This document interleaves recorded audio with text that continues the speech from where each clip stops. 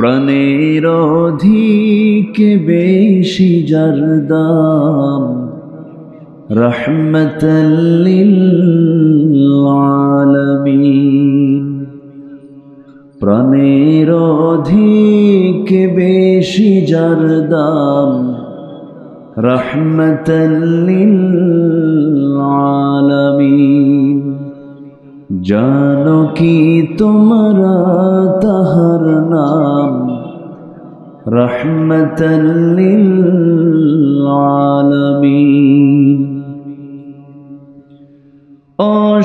অসহায়ের বুকে যে জন গোপনে করে সওয়ার, দুরুদ পড়ে সুবহে ও শাম রহমতাল লিল আলামিন। গরিবের আহার দিতেন নিজে হয়ে রোজাদার, নিয়মর ভালোবাসার খাম রহমতাল লিল আলামিন। তার পথে যে বিছিয়ে দিত টুকরো কাটা স্তূপ করে, তাকেও দিলেন প্রেম মুজাসসাম রহমতাল লিল আলামিন। জানো কি তোমরা তাহার নাম রহমতাল লিল আলামিন। আল্লাহুম্মা। এই জাতির পরিবর্তনের জন্য এই জাতির ভিতরে কিছু চারিত্রিক পরিবর্তন দরকার। আমরা বক্তব্য 16 বছর বহু শুনেছি। কিছু কিছু বক্তার বক্তব্য শুরু থেকে শেষ পর্যন্ত খালি আগুন ঝরানো বক্তৃতা, বহু আলোচনা শুনেছি আমরা। হাসিনা তো আর নাই, আছে? আছে, দেশে আছে। চিল্লায় কি করবেন আপনি? নাই তো আর। আসুন না আমরা আমাদের চরিত্রকে সুন্দর করার জন্য চারিত্রিক সৌন্দর্যের কি কি দিকগুলো আমাদের ভিতরে থাকা দরকার, কি কি বাদ দেওয়া দরকার, এই বিষয়ে কিছু কথা আমি আজকে শুধু আপনাকে নয় গোটা জাতিকেই শোনানোর ইচ্ছা করেছি। কারণ এক একটা বক্তৃতা গোটা দেশবাসীর কাছেই চলে যায়। তার মাধ্যম এখানে আসে না নাই বলেন তো? আচ্ছা, সব চলে যায়। একটা সেকেন্ড কোথাও আর আটকা থাকে না, সব মিডিয়ার কল্যাণে চলে যায়। সম্মানিত ভাইয়েরা, তাহলে আমাদের চরিত্র যদি আমরা সুন্দর করতে চাই তাহলে কিসের আলো দরকার বলেন তো? বলেন, কিসের আলো দরকার? বলুন, কিসের আলো? এসো এসো এসো দলে দলে সব, এই যে কোরআনের উৎসব। এসো এসো এসো দলে দলে সব, এই যে কোরআনের উৎসব। কোরআনের কথা বলে আল্লাহর দল, এই পথে যারা চলে তারাই সফল। কোরআনের কথা বলে আল্লাহর দল, এই পথে যারা চলে তারাই সফল। এই পথে এত বাধা ছিল না জানা, আল্লাহুম্মা ইয়াসসির লানা উমুরানা, আল্লাহুম্মা ইয়াসসির লানা উমুরানা। জোরে বলি আমিন। আরো জোরে আল্লাহুম্মা আমিন। তাহলে আলো দরকার হলো কোরআনের।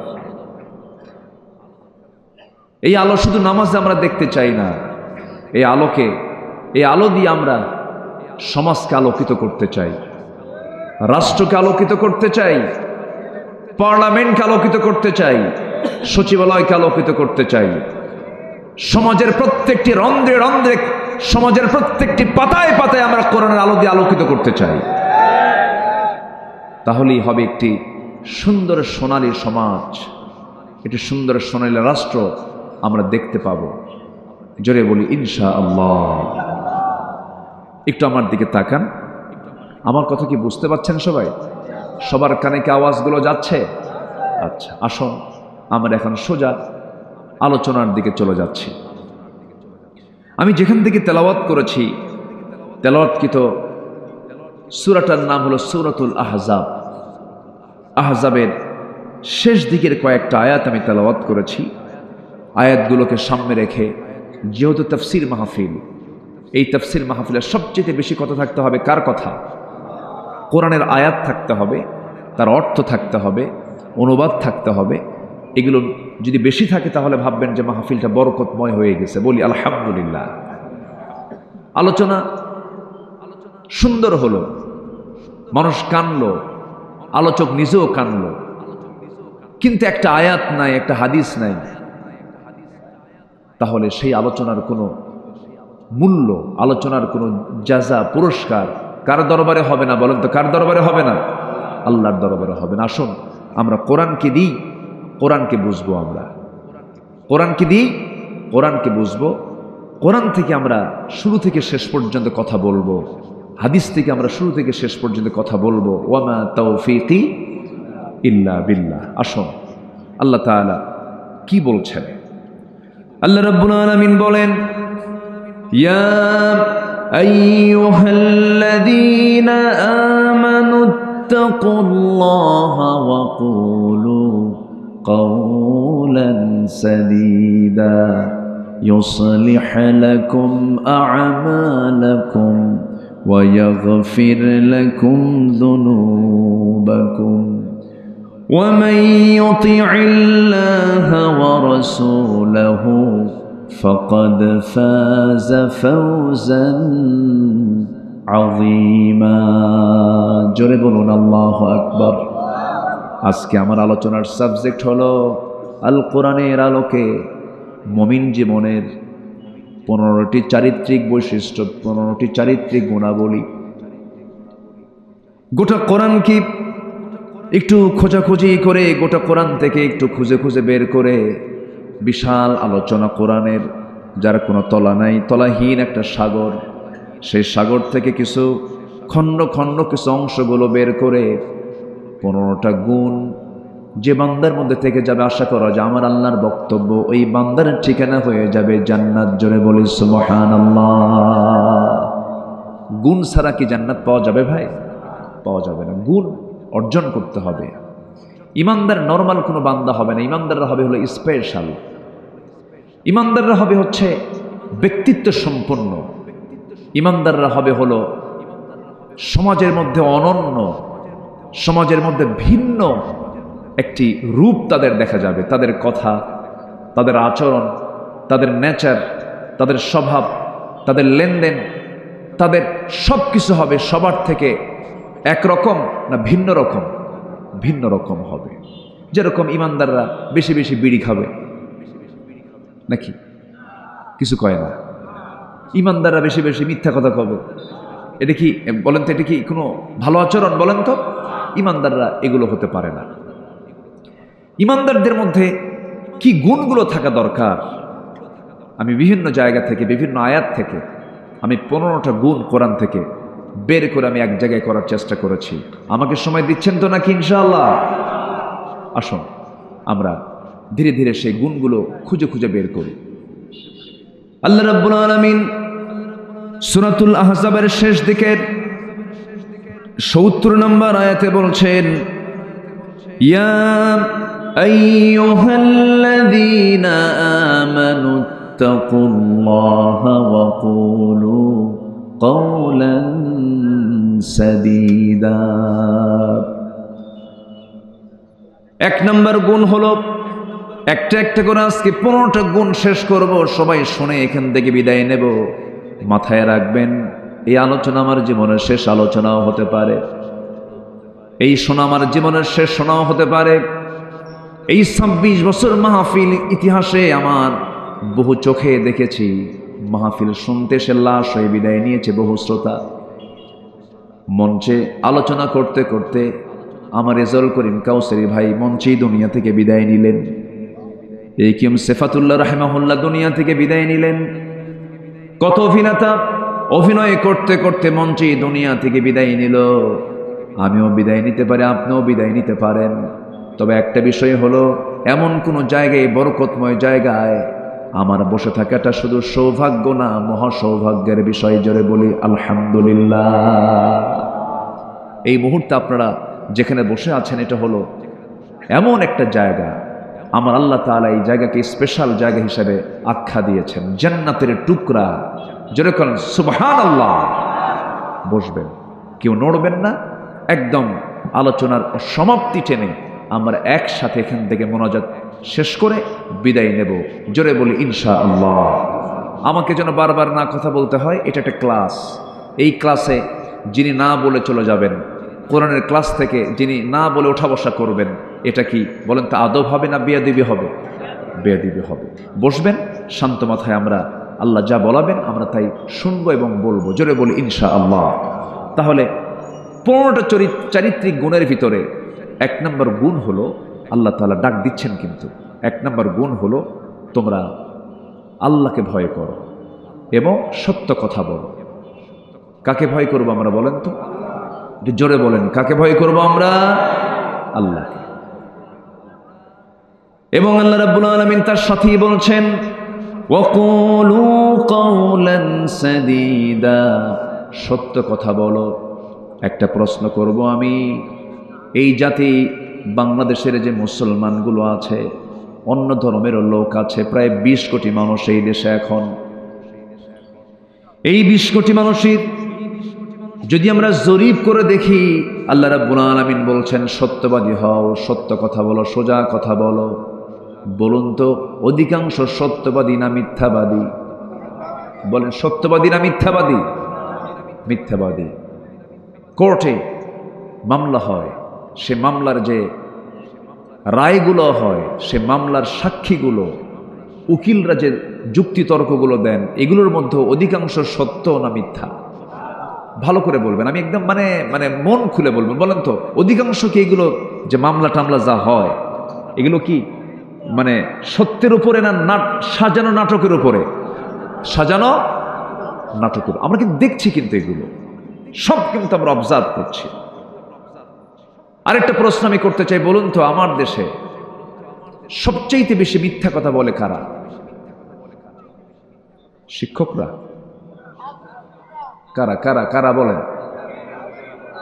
নেতারা।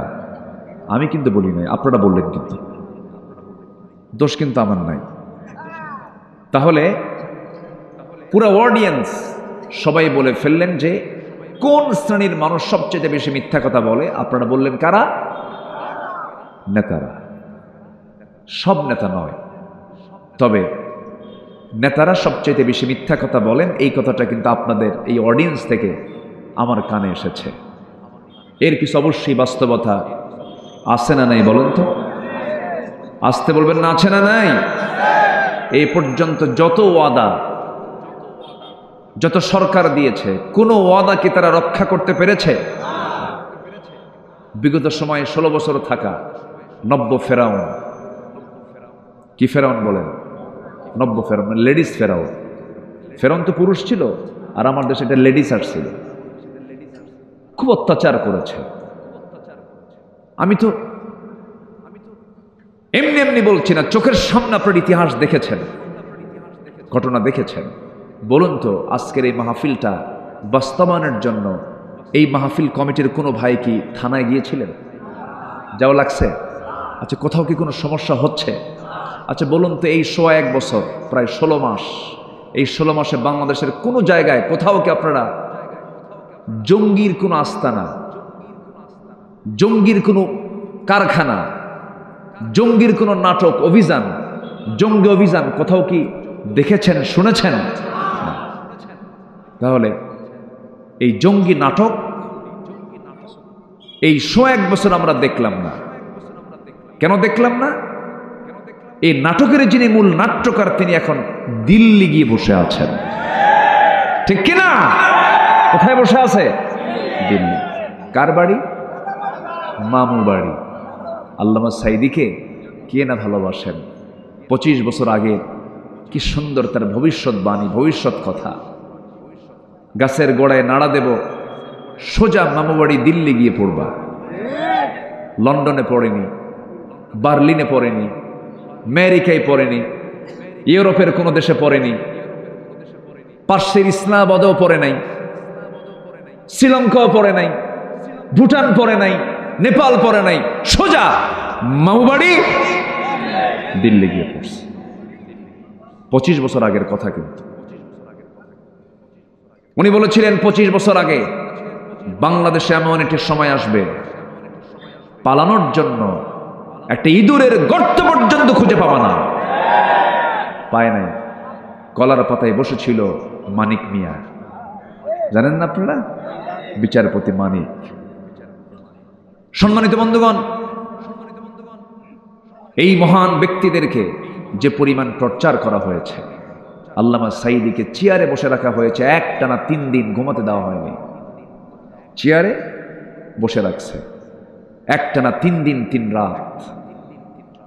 হিন্দু অফিসার দিয়ে, মানে সব হিন্দু ভাই তো খারাপ না, অন্য ধর্মের ইসলাম বিরোধী, ইসলামকে সহ্যই করতে পারে না এমন কিছু অফিসার দিয়ে তাকে থাপ্পড় পর্যন্ত মারা হয়েছে। সেন্সলেস হয়ে জমিনে পড়ে গেছেন। এই দৃশ্য সহ্য করতে না পেরে, এই চিত্র সহ্য করতে না পেরে আল্লামা সাঈদ রাহিমাহুল্লাহর কলিজার টুকরা বুলবুল সাঈদী হার্ট স্ট্রোক করে 2012-13 সালের দিকে দুনিয়া থেকে বিদায় নিয়েছেন। তার মা সন্তানের চিন্তায় শোকে শোকাহত হয়ে তিনিও দুনিয়া থেকে বিদায় নিয়েছেন। এই যে একটা পরিবারকে তিলে তিলে যে জুলুমগুলো করা হলো, আল্লাহ কি নাই? আল্লাহ কি নাই? আল্লাহকে শোনেন না? আল্লাহকে দেখেন না? আমি আব্দুল্লাহ আল আমিন 2018 সালে মাহফিল শেষ করে বিছানায় চলে গেছি বিশ্রাম নেব। হঠাৎ করে পুলিশ অ্যাটাক করে আমাকে ধরে নিয়ে চলে গেল। ওসি মহোদয় আমার দিকে আর তাকাতে পারছেন না, লজ্জায় তাকায় না, মাথা নিচু করে আছে। বললাম, আপনি আমারে ধরে নিয়ে আসলেন কেন? হুজুর মাফ করে দেন। বললাম, মাফ করব মানে? আপনি আমারে ধরলেন, মাফ চাচ্ছেন কেন? হুজুর উপায় নাই, চাকরি বাঁচান তো ফরজ, বউ বাচ্চা আছে। আমি বললাম, ইমান বাঁচান তো নফল। আমারে ধরে নিয়ে বলল, হুজুর আপনি একটু চলে যান, সামনে নির্বাচন, একটু জেলখানায় কয়েকদিন থাকেন, নির্বাচন হলেই আপনি বের হয়ে আসবেন। দেখছেন কথার সাইজগুলো দেখেন। এরপরে আরো কিছু মামলা ঢুকায় দিয়া আমারে জেল হাজতে পাঠায় দিল।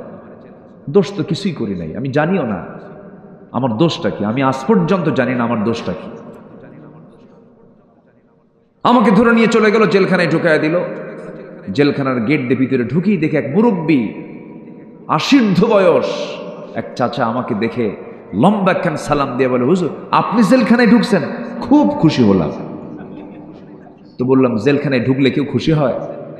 চাচা বলে, হুজুর কতদিন মাহফিলে শুনেছি আপনার ওয়াজ, দূর থেকে দেখি শুনি, এত চেষ্টা করছে আপনার সঙ্গে মোসাফা করব, একটু কথা বলবো, পারি নাই। আল্লাহ কি সুন্দর মিলাই দিয়েছে, সামনে ধরা পড়ছেন, দোয়া করি জেলখানায় থাকেন। আমি চাচাকে বললাম, চাচা আপনার জেলখানায় আসার হিস্টোরি কি, কারণ কি, কি চুরি করে আসছেন? কে বাবা, বিস্ফোরক মামলা দিছে। আমারে বলে, হুজুর একটু বলেন তো বিস্ফোরক খায় না কি করে? সে জানেও না বিস্ফোরক শব্দটার ব্যাখ্যা কি। এই হলো 16 বছরের অবর্ণনীয় অমানবিক নির্যাতন নিপীড়নের চিত্র। আমরা সুন্দর একটি পরিবর্তন পেয়েছি, একটা পরিবর্তন, একটা আলাদা একটা পথ এসেছে। এখন সামনের দিনকে আমরা আলোকিত করতে চাই। পৃথিবীর তৈরি করা লোকের কোনো তন্ত্রমন্ত্রের আলো দিয়ে নয়, আমরা আল্লাহর পাঠানো নাজিল করা কিতাব কোরআনের আলোতে, আমরা কোরআনের আলোকে আমরা সমাজকে, রাষ্ট্রকে আমরা আলোকিত করতে চাই। তাহলেই বিজয় দিবেন, তাহলেই সমাজে আমরা শান্তি পাবো, আখিরাতে আমরা নাজাত পাবো। জোরে বলি ইনশাআল্লাহ। তাহলে যারা মিথ্যা কথা বলে তাদের সঙ্গে আমাদের কোনো সম্পর্ক থাকতে পারে? আমাদের সম্পর্ক থাকবে হলো মিথ্যাবাদীর সাথে না সত্যবাদীর সাথে? ওকুনু মা'আস সাদিকিন, তোমরা সত্যবাদীদের সাথী হয়ে যাও, মিথ্যার সঙ্গে তোমরা সম্পর্ক রেখো না। আমার বন্ধুগণ, একটু কান লাগাবেন, মনোযোগ দিয়ে কথাগুলো শুনবেন। 1 নম্বর গুণ হলো সততা। এই সততা যদি আপনার মধ্যে থেকে যায়, আপনার সন্তানগুলো ভালো হবে, আপনার পরিবার ভালো হবে, আপনার সমাজ ভালো হয়ে যাবে, রাষ্ট্র ভালো হয়ে যাবে। এই জাতিকে ভালো করার জন্য, এই জাতির জন্য 1 নম্বরে যে চারিত্রিক গুণ তৈরি করা দরকার, তার নাম হলো সততা, সত্যবাদিতা। মিথ্যা কথা বলা যাবে না। আমি একটা প্রশ্ন করব আপনাকে, বলুন তো, এই পৃথিবীতে একজন মানুষ যার জীবনে কৌতুক করে একটা মিথ্যা কথা তার মুখ থেকে কোনোদিন বের হয় নাই, তার নামটা কি বলুন? মুহাম্মদুর রাসূলুল্লাহ সাল্লাল্লাহু আলাইহি সাল্লাম। কোনোদিন একটা মিথ্যা কথা তার মুখ থেকে ফসকেও বের হয় নাই। কি সতর্ক নিয়ে তিনি কথা বলেছেন, কি সজাগ থেকেছেন কথা বলতে নিয়ে। কৌতুক করে একটা মিথ্যা কথা তার মুখ থেকে বের হলো না। কোনোদিন আওয়াজ দিয়ে কোনোদিন হাসি দেন নাই, হেসেছেন, তার মুখটা হাস্যোজ্জ্বল ছিল, কিন্তু আওয়াজ দিয়ে কখনো হাসেন নাই। পেটে ক্ষুধা ছিল তার, কিন্তু কোনোদিন পেটে ক্ষুধার কোনো সিমটম মুখে তিনি প্রকাশ করেন নাই। ক্ষুধার্ত অবস্থা তিনি ছিলেন, কিন্তু মুখে দেখে তার টের পাওয়া যেত না। মাসের পর মাস চলে যেত, বাড়ির চুলাতে আগুন জ্বলতো না, কিন্তু আমার নবীজি কখনো একটা বারের জন্য কখনো মনক্ষুণ্ণ হতেন না। রাতের বেলায় সে বলতেন, আয়েশা দেখো তো কোনো খাবার আছে নাকি। নিজ হাতে গনিমতের মালগুলো বন্টন করেছেন, শূন্য হাতে ফিরেছেন বাড়িতে। শুধু সামান্য কিছু পানি পান করে রোজার নিয়ত করে পরের দিন রোজার নিয়ত করেছেন। এত কষ্ট করেছেন, কিন্তু প্রকাশ করতে দেন নাই তিনি কষ্টের মধ্যে আছেন। আমার বন্ধুগণ, আমার নবীজির সবচেয়ে বড় গুণ হলো সততা। কাফেররাও তাকে পছন্দ করত, মুশরিকরাও তাকে পছন্দ করত। মুহাম্মদ যেটাই বলুক না কেন, মুহাম্মদ সত্যবাদী। আল আমিন এই খেতাবটা দিয়েছিল কুরাইশরা, আর সাদেক এই খেতাবটা দিয়েছিল কুরাইশরা। এবং কুরাইশরা, ওই সমস্ত কাট্টা কাফেররাও নবুয়তের আগে আমার নবীর হাতকে ব্যাংক মনে করে অনেক সোনাদানা সম্পদ তার হাতে গচ্ছিত রাখত। যেরকম সুবহানাল্লাহ। আমরা সেই নবীর উম্মত হয়ে আমরা কি মিথ্যা কথাগুলো বলি। আমরা উঠতে বসতে মিথ্যা কথা বলি। ভাই, এই কাপড়টার দাম কত? এই গেঞ্জিটা কি দেওয়া যাবে? কত দাম? এত দাম। এত দেব? ভাই কেনাই নাই। আছে কি? আসতে কয় আছে, আছে, এগুলো বলার লোক আছে? শুধু মিথ্যা কথা বলে। মিথ্যা দিয়ে আজকে সমাজ, ব্যবসা, প্রতিষ্ঠান সবগুলো আজকে মিথ্যার সাগরে হাবুডুবু খেতেছে। বরকত পাবেন কেমনে? একজন বড় পীরের নাম এখন মনে হয়ে গেল, যিনি আসল পীরদের পীর ছিলেন, বড় আল্লাহওয়ালা ছিলেন। জিলান শহরে তার বাড়ি ছিল। আব্দুল কাদির জিলানী রাহিমাহুল্লাহ বড় আল্লাহওয়ালা ছিলেন। এই বড় আল্লাহওয়ালা যখন ছোট ছিলেন, পারিবারিক শিক্ষা ছিল তার মা সন্তানকে ডাক দিয়ে বলে, বাজান একটা কথা বলি। কি কথা? আজকে তোমাকে আমি একটা নসিহা করব। শিক্ষার উদ্দেশ্যে বাড়ি থেকে বের হচ্ছ, বাড়ি থেকে বের হয়ে চলে যাচ্ছ, দোয়া করি বড় শিক্ষাবিদ হও, বড় আলেম হয়ে যাও বাবা, আমি তোমার জন্য দোয়া করি। কিন্তু আমি তোমার মা হয়ে তোমাকে একটা নসিহা করছি, একটা উপদেশ দিতেছি। মরার সময় পর্যন্ত কোনোদিন জিহবা থেকে একটা মিথ্যা কথা কখনো বলবা না, জিহ্বাকে নাপাক করবা না। যাও বাবা। ছোট্ট ছেলে আব্দুল কাদের জিলানী ঘর থেকে বের হয়ে গেছেন শিক্ষা অর্জন করার জন্য। মাঝ পথে ডাকাতি শুরু হয়ে গেছে। আমার দেশে বুঝি ডাকাতি নাই? আসতে বলবেন আসে না নাই? আসে না নাই? আচ্ছা, ওই যে দুজন ভাই উঠলো, ব্যাপারটা কি? ওই যে দেখেন তো, ধরেন তো, একটু তদন্ত করেন তো। উঠলো কেন? বসেন না। রাগ করতেছেন আপনারা? রাগ করতেছেন? আমি কাউকে উঠতে দেব না ভাই। আমার একটা স্বভাব কি জানেন? আমার সামনে থেকে কেউ উঠতে নিলে আমার আলোচনা হেরে যায়। তো আপনার কারণে যদি মাহফিল যদি বন্ধ হয়ে যায়, অথবা আমার আলোচনা যদি হেরে যায়, আপনি কত বড় আসামি এটি ভাবতেছেন কি আপনি? ঠিক না। আমি একটু কড়া শব্দই প্রয়োগ করে বললাম, মেহেরবানি করে কেউ আমরা উঠবো না, আর একজন লোক ওঠার চিন্তা করব না। আল্লাহ কবুল করুন। জোরে বলি আমিন। আমি তো আপনাদের মতো করে কথা বলতে পারি না। যশোরের ভাষা, খুলনার ভাষা, খুলনা অবশ্য একটু চেঞ্জ, কুষ্টিয়ার ভাষা, চুয়াডাঙ্গা মেহেরপুরের ভাষা হলো ইন্টারন্যাশনাল মানসম্মত, একদম আন্তর্জাতিক মানসম্মত। আপনাদের মতো শুদ্ধ বাংলা ভাষায় কথা বলার মতো কোনো বাপের বেটা পৃথিবীতে দ্বিতীয়টা নাই। কেউ তো আলহামদুলিল্লাহ কইলেন না, জোরে বলেন না ভাই আলহামদুলিল্লাহ। তবে নোয়াখালীর ভাষাটা আরো সুন্দর, সহি নাকি? অনেক সুন্দর ভাষা আপনারা কথা বলেন। সেই সুন্দর কথা বলার জাদুঘরদের সামনে আমি ভাঙ্গাচুরা মানুষ কথা বলছে, আমার কথা কি পছন্দ হচ্ছে ভাই? পছন্দ হচ্ছে তো? আচ্ছা, সম্মানিত ভাইয়েরা, আব্দুল কাদের জিলানী রাহিমাহুল্লাহ রওনা দিয়েছেন। ছোট্ট মানুষ, কিছু স্বর্ণ মুদ্রা তার মা তাকে দিয়েছে, স্বর্ণ মুদ্রা, সোনার মুদ্রা দিয়েছে। আব্দুল কাদের জিলানী রওনা দিয়েছেন, চোখের সামনে ডাকাতি চলতেছে, যার কাছে যা কিছু পায় সব কিছু নিয়ে চলে যাচ্ছে ডাকাতরা। এবার তাল পড়ে গেছে, আব্দুল কাদেরের তালে পড়ে গেছে। সবাই তাকে জিজ্ঞাসা করছে, এই ছেলে তোমার কাছে কি আছে? পকেটের মধ্যে যা কিছু ছিল, ব্যাগে যা কিছু ছিল, সব কিছু তার সামনে, তাদের সামনে ওপেন করে দিয়েছে কিচ্ছু বলার আগেই। ডাকাতরা বলছে, তুমি ছোট মানুষ, যা চাইলাম সব বের করে দিলে। সহজে তো এরকম করে কেউ বের করে দেয় না, বহু চাপ দিয়ে বের করে নিতে হয়। মিথ্যা কথা বলে, কিন্তু সত্য কথা তুমি যা বলেছে তুমি তাই সবকিছু বের করে দিলে, কারণটা কি?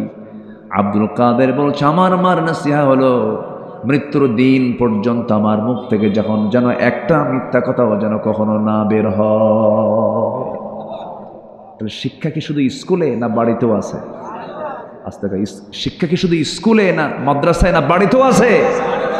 বাড়িতেও আছে। এক রাজা তার মেয়েকে বিয়ে দিয়েছে, উচ্চ শিক্ষিত দেখে, অনেক শিক্ষিত একটা ছেলে তাকে দেখে বিয়ে দিচ্ছে। বিয়ে দেওয়ার পর রাজা লক্ষ্য করে দেখে, আমার মেয়েকে, আমার কন্যাকে বিয়ে দিলাম শিক্ষিত লোক দেখে, কিন্তু এত জুতার দিক তাকায় কেন? নতুন জামাই শুধু কিসের দিকে তাকায়? জুতার দিকে নজর। তো তার অ্যাসিস্ট্যান্টকে বললো, দেখো তো ওর গোষ্ঠী একটু উদ্ধার করে দেখো তো, ওর গোষ্ঠী কি? বললো যে, স্যার রাজামশাই, ওর গোষ্ঠী হলো মুচি। আপনি মুচির দোকানের সামনে দিয়ে গেলে মুচি কি আগে আপনার চেহারায় তাকায় না জুতায় তাকায়? কোন দিকে তাকায়? জুতার দিকে তাকায়। পারিবারিক শিক্ষা হচ্ছে বড় একটা শিক্ষা। সন্তানদেরকে কখনো মিথ্যা শিখাবেন না, ঠকবাজি শিখাবেন না। সাইয়েদনা ওমর ফারুক রাদিয়াল্লাহু তাআলা আনহু রাত্রিবেলা জনগণকে দেখার জন্য বের হয়েছেন। জনগণকে দেখতে গিয়ে অনেক গভীর রাত্রিতে মা মেয়ের গল্প শুনছিলেন। মা মেয়েকে বলছে, মা খুব কষ্টে দিনগুলো পার হচ্ছে, দয়া করে তোমাকে বলছি মা, ওই যে ওটের দুধগুলো আছে, ওটের দুধের ভিতরে কিছু পানি মিশায়া দাও। পানি মিশায়া দিলে পরে দুধের পরিমাণটা বাড়বে, বেশি দামে বিক্রি করা যাবে। সঙ্গে সঙ্গে মেয়ে বলছে, মা তুমি আমাকে যে নসিহা করছো, এটা কোনো নসিহা না, এটা জাহান্নামে যাওয়ার একটা নসিহা। এত বড় পাপ আমি করতে পারবো না, আল্লাহর তো ভয় আছি।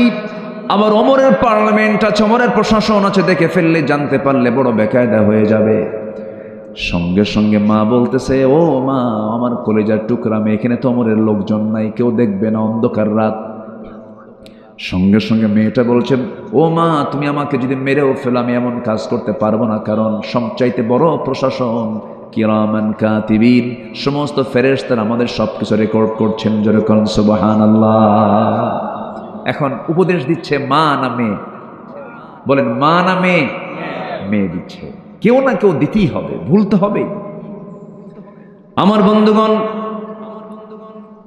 এই দুইটি কথা, মার কথা মেয়ের কথা, দুজনের কথা শুনে আব্দুল কাদের জিলানী বাড়িতে চলে গেলেন।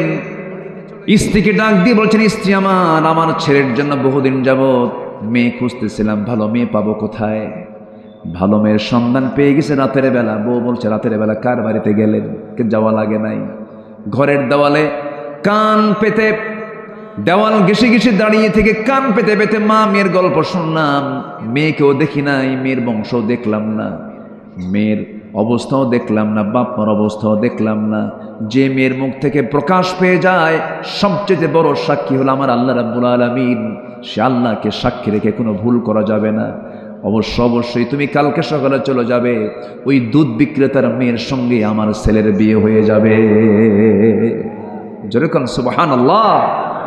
সবকিছুই হলো সততা। সব কি বলেন তো? সততা। সততা নিয়ে চলবো আমরা, মিথ্যার ধারে পাশে আমরা যাব না। সবাই রাজি আছেন তো ইনশাআল্লাহ? আব্দুল কাদের জিলানী বলে ফেললেন, আমার কাছে স্বর্ণ মুদ্রাগুলো আছে, এই যে দেখো। ডাকাত ছোট্ট বাচ্চার চেহারার দিকে তাকায় বলতেছে, সন্তান রে, আমার বাড়ি তোর সন্তান আছে রে, আমার পরিবারও ছেলে মেয়ে আছে, তোর উত্তম কথা, তোর উত্তম আচরণ, তোর মার নাসিহা আমাদের দিলের মধ্যে পরিবর্তন আনতে বাধ্য করলো। ডাকাতির পথ ছেড়ে দিলাম, তোর পথ আমরা ধরলাম। যেরকম সুবহানাল্লাহ। ভাইরে, একটা জাতি যদি সত্যবাদী হয়, সে জাতির ডেভেলপমেন্ট অন্য ধরনের। আমরা সত্যবাদী হব। আল্লাহ তাআলা এখন সত্যবাদী হলে কি হবে তার ফলাফল দিচ্ছেন। পরামর্শগুলো আমরা কার নিচ্ছি বলেন? আল্লাহ। আল্লাহ রাব্বুল আলামিন সূরাতুল আহজাবের পরের আয়াতে বলছেন, আয়াত যদিও শেষ কিন্তু কথা শেষ হয় নাই।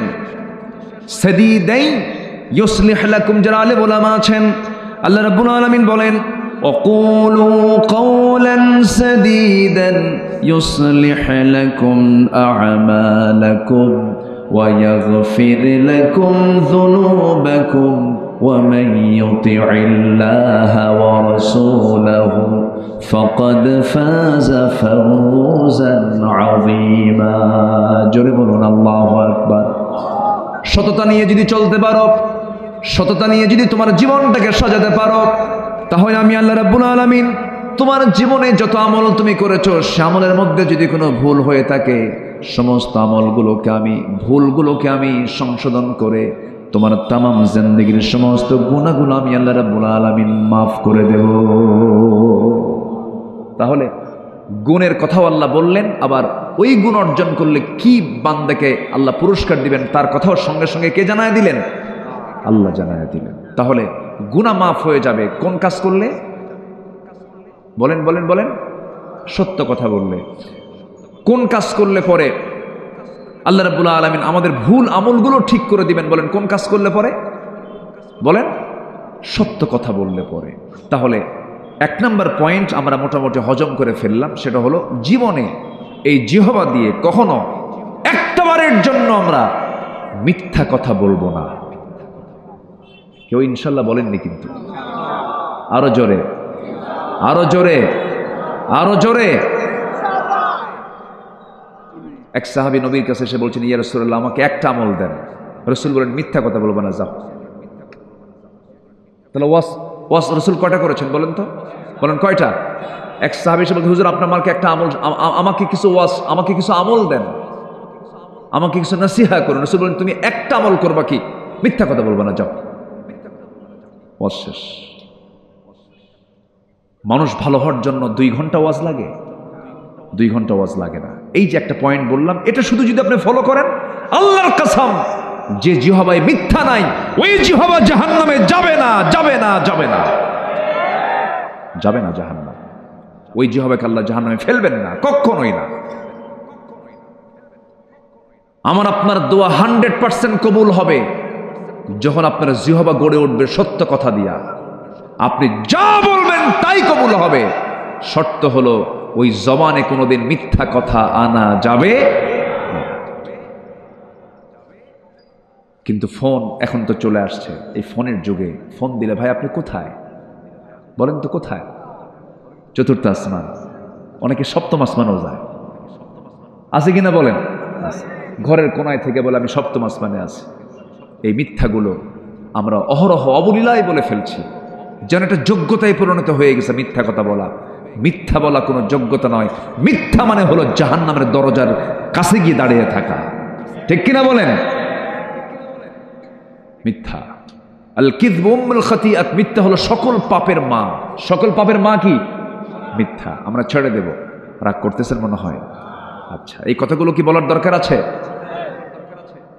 16 বছর তারা যে কথাগুলো বলেছে, যে মিথ্যা রায়গুলো দিয়েছে, যে রায়গুলো দিয়েছে, সবগুলো কি সত্য না মিথ্যা বলেন তো? শুধু মিথ্যা, নির্জলা মিথ্যা। আল্লামা সাঈদীর একটা মামলায় সাক্ষী সাঈদীর বিরুদ্ধে সাক্ষী দিতে এসেছে। সে সাক্ষীর জন্ম হলো ৭৯, জন্ম হলো ৭৬, আর ঘটনা হলো ৭১। তাহলে ৭১ সালের ঘটনা, তার সাক্ষীর জন্ম হলো ৭৬-এ। তাহলে ৫ বছরের পরে জন্ম নিয়ে সে ৭১ সালের ঘটনা দেখছে। কি কথা কি বুঝতেছেন আপনারা? সে হলো ওই মামলার সাক্ষী। দেখলো কেমনে? দেখলো হলো রুহের জগৎ থেকে। কিসের জগৎ থেকে? আর সেইগুলো সাক্ষীকে নিয়ে সাজানো পাতানো যে রায়গুলো দিয়েছে, তারই আজকে পরিণতি ভোগ করছে। তারাই পরিণতি ভোগ করছে। অর্থ দিয়ে শান্তি হয় না, টাকা দিয়ে শান্তি হয় না, সম্পদের মালিক হয়ে শান্তি হয় না। যদি প্রশ্ন করা হয় এই দেশের এখন ১ নম্বর ধনীকে, নাম চলে আসবে বেক্সিমকো গ্রুপের মালিক সালমান এফ রহমান। এই সালমান এফ রহমান ৫ আগস্টের পরবর্তী কোথাও জমিনের কোথাও তার থাকার জায়গা নাই। গোটা পৃথিবীর সমস্ত জায়গা তার জন্য অচল হয়ে গেছে, থাকতে পারছে না। মুখের দাড়িটা কেটে ফেললো। বলেন তো, আমরা যে দাড়িটা রেখেছি, আমাকে যদি মেরেও ফেলা হয়, আমরা কি দাড়ি কাটবো? আচ্ছা, দাড়ি কাটবো, কারণ এই দাড়িটার সঙ্গে জড়িত হচ্ছেন মুহাম্মদ সাল্লাল্লাহু আলাইহি ওয়াসাল্লাম। বাঁচার জন্য এই সালমান এফ রহমান দাড়িটা কাটছিল, জানেন না আপনারা? দাড়ি কাটছে, মাথার চুল সাদা কালো বানাইছে, সাদা পাঞ্জাবি খুলে, সাদা পাজামা খুলে লুঙ্গি আর গেঞ্জি পরছে। আইনমন্ত্রীকে সাথে নিয়ে আবার ভুল করে নৌকায় চড়ছে। ভুল করে কোথায় চড়ছে? নৌকায় চড়ছে। পার আর হতে পারে নাই, কোস্টগার্ড ধরে ফেলছে। আইনমন্ত্রীকে চিনে ফেলছে। স্যার চলেন, থানায় চলেন। আমি কি একা আসছি? আমার একা নিয়ে যাও কেন? আমি কি একা আসছি? আমি জামাতের সাথে আসছি। কিসের সাথে? জামাতের সাথে। তো বললো যে কে আপনার সাথে আসছে? ওই যে দেখো, লোকটাকে দেখা যায় না তো, চেনা যায় না তো, ভালো করে দেখো, ওটাই দরবেশ। ওটা কে? দরবেশ। যারা আলেমদেরকে বেইজ্জত করতে চেয়েছিল, সত্যপন্থীদেরকে যারা লাঞ্ছিত করতে চেয়েছিল, আল্লাহ ওদেরকে উলঙ্গ করে জাতির সামনে তাদেরকে লাঞ্ছিত করে ছেড়েছেন। কারণ সম্মান নিয়ে খেলবেন না, আপনি নিজে অপমানিত হবেন। সম্মানিত ভাইয়েরা, সম্মানিত বন্ধুগণ, আমরা এই 54 বছরে বহু নেতৃত্ব দেখেছি। সব নেতৃত্বের স্বাদ আমরা নিয়েছি। আমরা আগামীর নেতৃত্ব দেখতে চাই হলো কোরআনের নেতৃত্ব, ইসলামের নেতৃত্ব। আগামীর দিন আমাদের বাংলাদেশের জন্য হতে হবে ইসলামের দিন, কোরআনের দিন। আইয়ুবের শাসন দেখেছি, মুজিবের ভাষণ শুনেছি। কি শুনছি কিনা বলেন? আইয়ুব শাসন করেছেন, মুজিব ভাষণ দিয়েছেন, জিয়া খাল কেটেছেন, চাচা এরশাদের তাল বেতাল উনি দেখিয়েছেন। আর 16 বছরে শুধু এই বাকি সময়গুলো আমরা দেখছি হরতাল আর হরতাল। সব দেখা শেষ। আগামীর বাংলাদেশকে আমরা সাজাতে চাই কোরআনের বাংলাদেশ দিয়ে। রাজি আছেন কারা কারা? হাত উঁচু করে দেখান মুসলমান।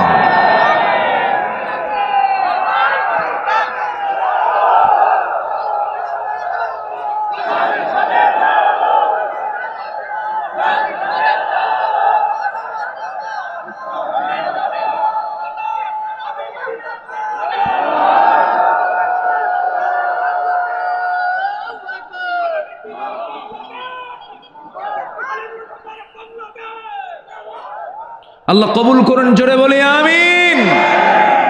হাত নামা। কয়টা গুণের কথা বলেছি আমি? কয়টা গুণের আলোচনা হবে আজকে বলেন তো? 15টা। চলছে কয় নাম্বার? বলেন কয় নাম্বার চলে? আরো আছে কয়টা বলেন? তাহলে 1 নাম্বার বলতে যদি এত সময় লাগে, 14টা শুনবেন কখন? একজন বলে দিয়েছেন সারা রাত। রাজি আছেন আপনারা? সবাই রাজি আছেন? ম্যাক্সিমাম রাজি আছেন। তবে ফজর নামাজ না পড়লেও চলবে নাকি? মানে মাথায় টুপি আছে কিন্তু পরনে লুঙ্গি নাই।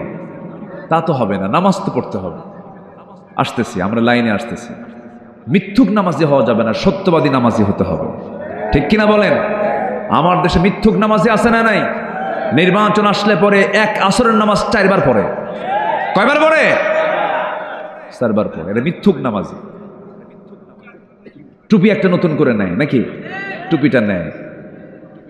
ওগুলো বাদ, ওগুলো মিথ্যুক, ওগুলো প্রতারক, ওগুলো ধান্দাবাজ, সন্ত্রাসী, চাঁদাবাজ। ঠিক কিনা? আমরা সততা নিয়ে চলতে চাই। জোরে বলি ইনশাআল্লাহ। কষ্ট পাচ্ছেন নাকি আপনারা? একটু ধমক টমক দিলে মনে রাগ করেন নাকি? কিন্তু হক কথা তো একটু ধমক দিতেই হবে। আমি আপনাকে ধমক দিচ্ছি না, বাতিলকে ধমক দিচ্ছি আমি। সম্মানিত ভাইয়েরা, নাম্বার 2 হচ্ছে ইমানদারদের, মুমিন বান্দাদের চারিত্রিক গুণাবলীর 2 নাম্বার হচ্ছে আমানতদারিতা। আমানত ঠিক রাখতে হবে। কি ঠিক রাখতে হবে বলেন তো? স্বামীর কাছে স্ত্রী কি? দেখেন আস্তে আস্তে কয়, আরো জোরে। আচ্ছা, স্বামীর কাছেই শুধু একমাত্র স্ত্রী কি? আমানত। তাহলে স্বামীর দায়িত্ব হলো সেই বউকে হুন্ডার পিছনে উঠে গোটা যশোর দেখানো নাকি? এটা কি আমানত না খেয়ানত? এরকম খেয়ানত মার্কা স্বামী আছে? আসতে বলবেন না, আছে না নাই? হুন্ডার নাম হচ্ছে R15। হুন্ডার নাম কি? R1 নাকি কয়? R15। সে হুন্ডার ড্রাইভিং সিট হলো আন্ডারগ্রাউন্ড, একদম নিচতলা, ওরা দেখাই যায় না। আর প্যাসেঞ্জার সিট হলো 3 তলায়, একদম সব দেখা যায়। তো আন্ডারগ্রাউন্ড সিটে স্বামী ড্রাইভিং সিটে বসলো, আর বউকে বলল তুমি 3 তলায় বসো।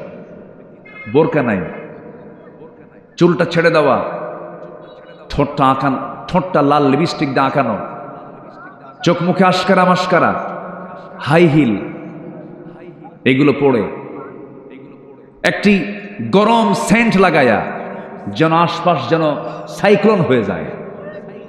হুন্ডায় চড়ালো। হুন্ডার যদি আওয়াজ না হয় তাহলে তো কারো নজর পড়বে না। হুন্ডার পাইপ যেদিক দিয়ে ধোঁয়া বের হয় ওটাকে কি বলে? Silencer pipe. যেটা ওই পাইপটা মেকারকে গিয়ে বললো এটা খুলে দে। খোলার পরে আওয়াজটা কি শুধু আওয়াজ না মহা আওয়াজ? একটা বড় আওয়াজ, বিকট ভটভট একটা আওয়াজ হয়। বউ তুলছে 3 তলায়, ও আছে নিচতলায়। আর স্যালেঞ্জার পাইপ খুইলা এমন একটা আনমানছে রাজগঞ্জ বাজার থেকে একদম পুলের হাট পর্যন্ত, পুলের হাট থেকে একদম সেই কি বলে বেনাপোল পর্যন্ত, বেনাপোল থেকে আবার টান দিয়ে চলে গেছে একদম সাঁচরার মোড় পর্যন্ত। দেখায় দিল জাতিকে, আমার বউ তোমরা দেখো, এটা আমার শুধু বউ না, জাতীয় সম্পদ। জোরেকন নাউজুবিল্লাহ, জোরেকন নাউজুবিল্লাহ। এরকম চরিত্রহীন লম্পট স্বামী আছে না নাই? এগুলো বাদ দাও। বউটাকে সুন্দর করে প্যাকেট করো। প্যাকেট মানে আবার মানে এটা যন্ত্রণা না, এটা হচ্ছে বোরখায় রাখো, পর্দায় রাখো। আমাদের শব্দ চয়নে কোথাও যদি কোনো একটু ভুল টুল হয়, দেখেন না যে ক্যামেরা কিরামুন কাতিবিন কেমনে আছে দেখেন না। এখন এই শব্দটা যদি কেটে ফেলে যে প্যাকেট করো, তাহলে তো মনে করেন তো কাম ছাড়া। তো এই পর্দা ছাড়া নারীর সম্মান, মর্যাদা, সম্ভ্রম কখনো অন্য কোনো পথে রক্ষা হতে পারে। মেয়েদের সম্মান মর্যাদা আছে হলো পর্দার মধ্যে। কিসের মধ্যে বলেন? পর্দার মধ্যে। মুক্তা থাকে কিসের পেটে বলেন তো? মুক্তা থাকে কিসের পেটে? ঝিনুক থাকে কোথায়? সাগরের উপরে না সাগরের তলে? সাগরের তলে। যত দামি দামি সম্পদ দেখবেন সব পর্দা, সব পর্দার মধ্যে থাকে, কোনো কিছুই পর্দার বাহিরে নয়। ভাইরা, ডাবের পানি আর পুকুরের পানি, কোন পানি খাবেন বলেন তো? বলেন বলেন বলেন, কোন পানি? ডাবের পানিতে মুখ দেয় কয়জন? বলেন কয়জন?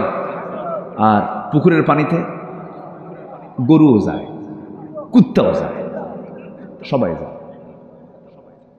আপনার বউটাকে আপনি ডাবের পানি বানান, শুধু আপনি মুখ দিবেন, আপনি নজর দিবেন, পৃথিবীর কোন পুরুষের নজর তাকে স্পর্শ করবে না।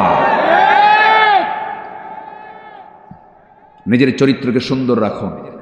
শুধু নিজের বইয়ের দিকে তাকান, দেখবেন আপনার স্ত্রী হয়ে গেছে গোটা পৃথিবীর শ্রেষ্ঠ নারী। আর যদি সব দিকে নজর দেন, কুত্তার মুখ কি এক জায়গায় না সব জায়গায়? বলেন তো, এক জায়গায় না সব জায়গায়? সব জায়গায়। কুকুরের মতো যদি হন, তখন আপনি শান্তি পাবেন না, স্বস্তি পাবেন না। একদিকে তাকান আপনি, এক যুবক বিয়ে করছে, 3 দিন পর মন খারাপ। এই তোমার মন খারাপ কেন? নতুন বউ ঘরে, তোমার নতুন মন খারাপ কেন? সুমনের বউ দেখতে এত সুন্দর। দেখছেন, নজর গেছে সুমনের বউর দিকে। তাহলে অন্যের বউর দিকে নজরে গেলে কি নিজের বউ সুন্দর হয়? সুন্দর হয় না। আপনি যদি নিজে প্রশান্তি পেতে চান, ইসলামকে মেনে চলতে হবে, চোখটাকে কন্ট্রোল করতে হবে, আমানতকে রক্ষা করতে হবে, চোখের আমানতদারিতে রাখতে হবে। দেখবেন দুনিয়াটা আপনার জান্নাতের টুকরা হয়ে গেছে। আমানতদারিতা এক জায়গায় না সব জায়গায়? আসতে বলে, এক জায়গায় না সব জায়গায়? সব জায়গায়। আমানতদারিতা রক্ষা করতে হবে। আল্লাহ রাব্বুল আলামিন বলেন, ইন্নাল্লাহা ইয়া'মুরুকুম আন তু'আদ্দুল আমানাতি ইলা আহলিহা ওয়া ইযা হাকামতুম বাইনান নাসি আন তাহকুমু বিল আদল ইন্নাল্লাহা নি'ম্মা ইয়া'ইযুকুম বিহ। আল্লাহ রাব্বুল আলামিন তোমাদেরকে আমানতকে পূরণ করার জন্য দায়িত্ব দিয়েছেন। আমানতের খেয়ানত করা যাবে না। ইমানদারদের যত গুণ আছে এর মধ্যে শ্রেষ্ঠ গুণ হলো ওয়াল্লাযীনা হুম লিআমানাতিহিম ওয়া আহদিহিম রাউন ওয়াল্লাযীনা হুম আলা সালাওয়াতিহিম ইউহাফিযুন উলাইকা হুমুল ওয়ারিসুন الذين يرثون الفردوس هم فيها خالدون। জোরে বলুন আল্লাহু আকবার। ইমানদার তো তারাই যারা আমানতকে রক্ষা করবে, আমানতের খেয়ানত করবে না, ওয়াদা করবে, ওয়াদা ভঙ্গ করবে না, নামাজের ব্যাপারে যত্নশীল হবে। ওই সমস্ত বান্দার ব্যাপারে আল্লাহ রাব্বুল আলামিন বলছেন, আমি আল্লাহ রাব্বুল আলামিন তাকে নিজ হাতে তাকে জান্নাতুল ফেরদাউসের মালিক বানায় দেব। জোরে বলি সুবহানাল্লাহ। আমানতদারিতা কি? রাষ্ট্র যিনি পরিচালনা করেন, রাষ্ট্র তার কাছে একটা বড় আমানত। যিনি অন্যের জায়গায় চাকরি করেন, ব্যবসা তার কাছে একটা আমানত। মালিকের অধীনে চাকরি করছেন, এটা তার জন্য বড় একটা আমানত। প্রত্যেকটা জায়গায় এমন আমানত রক্ষা করে চলতে হবে। লা ঈমানা লিমান লা আমানাতা লাহ। তার ঈমান নাই যার আমানতদারিতা নাই, যার ওয়াদা ঠিক নাই তার ঈমান নাই, বলেছেন মুহাম্মদ সাল্লাল্লাহু আলাইহি ওয়াসাল্লাম। রাষ্ট্র ক্ষমতা যে লোকের হাতে চলে যাবে তার কাছে বড় একটা আমানত। ওমরে ফারুক রাদিয়াল্লাহু তাআলা আনহু যতদিন শাসন করেছেন, তার রাষ্ট্র তিনি পরিচালনা করেছেন। ইতিহাসে পাওয়া যায়, যখন তিনি ক্ষমতার মসনদে বসলেন, সেই সময় থেকে শুরু করে নিয়ে মৃত্যুর দিন পর্যন্ত কোন রাত তিনি তার পিঠটাকে বিছানার সঙ্গে আলিঙ্গন করার সুযোগ পান নাই। কোন রাত তার ঘুম হয় নাই। ক্ষমতায় যখন আসেন তখন তিনি সুঠাম দেহের অধিকারী ছিলেন। ক্ষমতা পাওয়ার পর শুকতে শুকতে কাঠখড়ি হয়ে গেলেন। তাকে প্রশ্ন করা হলো, ওমরে ফারুক রাদিয়াল্লাহু তাআলা আনহু, ক্ষমতা আসার পর আপনি স্বাস্থ্যহীন হয়ে পড়েছেন। কেঁদে কেঁদে বলছেন, ও আমার ভাইয়েরা, তোমরা আমাকে যে দায়িত্ব দিয়েছ, এই দায়িত্ব আমাকে স্বাস্থ্যহীন করে তুলেছে। আমার ঘুম হয় না। রাতের আধারে তিনি কি করতেন? মাঝে মাঝে জনগণকে দেখতে যেতেন। দেখতে যখন যেতেন, মাঝে মাঝে তিনি খালি পায়ে যেতেন, জুতো পায়ে তিনি হাঁটতেন না। রাস্তায় থাকতো পাথর, পাথরের রাস্তায় তিনি জুতো পায়ে হাঁটতেন না, কারণ জুতার সঙ্গে পাথরের যখন ধাক্কা লাগবে একটা শব্দ হবে। ওই শব্দে যদি আমার নাগরিকেরা যদি গভীর রাতের ঘুম যদি নষ্ট হয়ে যায়, কিয়ামতের দিন আমাকে আল্লাহ তাআলা আসামির কাঠগড়ায় দাঁড় করাবে। কি চেতনা তাদের মধ্যে লালন হয়েছে! জনগণকে চুল পরিমাণ তারা কোনো কষ্ট দেন নাই। রাষ্ট্র একটা তাদের কাছে আমানত ছিল। প্রত্যেক রাত্রি তিনি নামাজ পড়াতেন। নামাজ পড়াইয়া তিনি মসজিদে নববী থেকে আস্তে করে বের হতেন। স্ত্রীকে ডাক দিয়ে বলতেন, স্ত্রী আমার খাবার দাবার দিয়ে দাও, আমি বাইরে বের হয়ে যাব। রাত যখন গভীর হয়ে যেত, জনগণকে দেখার জন্য তিনি বের হতেন। কোন একটা রাতের আধারে তিনি ঘর থেকে বের হলেন। বের হয়ে প্রথমেই একটা বাড়ির সামনে গিয়ে দাঁড়ালেন। চিৎকার আওয়াজ করে কান্নাকাটি করছে বাচ্চারা। বাচ্চা কেন কাঁদে? সামনে দাঁড়ায় বলছেন, ও বাচ্চারা, মা সন্তানগুলো কেন কাঁদে, কি জন্য কাঁদে, কান্নার কারণটা কি? ভিতর থেকে আওয়াজ আসছে, বিধবা মানুষ, আমার স্বামী দুনিয়া থেকে বিদায় নিয়েছে, ঘরে একমাত্র পানি ছাড়া কোনো খাবার নাই। ওমরে ফারুক নিজেকে আসামি মনে করলেন, আহারে কি এমন কথা হলো, কেমন আচরণ হলো এটা। চলে গেছেন খাদ্য গুদামে, এক বস্তা আটা নিজের পিঠে বহন করে নিয়ে বিধবার বাড়িতে পৌঁছায় দিয়ে বললেন, আবার যখন আটা ফুরে যাবে আমাকে বলবো, ওমর তোমার বাড়িতে আবার নিজ কাঁধে করে তোমার বাড়িতে দিয়ে যাবে। আরেক বাড়ির সামনে চলে গেলেন, ভিতর থেকে কান্নার আওয়াজ, বড় একজন মহিলা মানুষ কাঁদতেছে। জিজ্ঞাসা করলেন, কান্নার হেতুটা কি, কান্নার কারণটা কি? ডেলিভারির যন্ত্রণা শুরু হয়ে গেছে, প্রসব বেদনা শুরু হয়ে গেছে, বাচ্চা হচ্ছে না কেন? ধাত্রী নাই, ধাত্রী ছাড়া বাচ্চা প্রসব হবে কেমনে? ওই গভীর রাত্রিতে তিনি কাকে ডাক দিবেন? লোক পেলেন না, সোজা চলে গেছেন বাড়িতে। বউকে ডাক দিয়ে বলছেন, আসসালামু আলাইকুম, আমার স্ত্রী, আমি তোমার সামনে দাঁড়াইছি, তোমার কাছে একটা কামনা আমার, আশা করি তুমি এটাকে মানা করবা না, প্রত্যাখ্যান করবা না। আমি কিন্তু কখনো নিজেকে শাসক মনে করি না, আমি জনগণের খাদেম, তুমিও জনগণের খাদেম, তুমি আমার স্ত্রী। আমি তোমার কাছে করজোরে মিনতি জানাই, আমার সঙ্গে তোমাকে যেতে হবে, বোরকা পড়ো, চলো আমার সঙ্গে।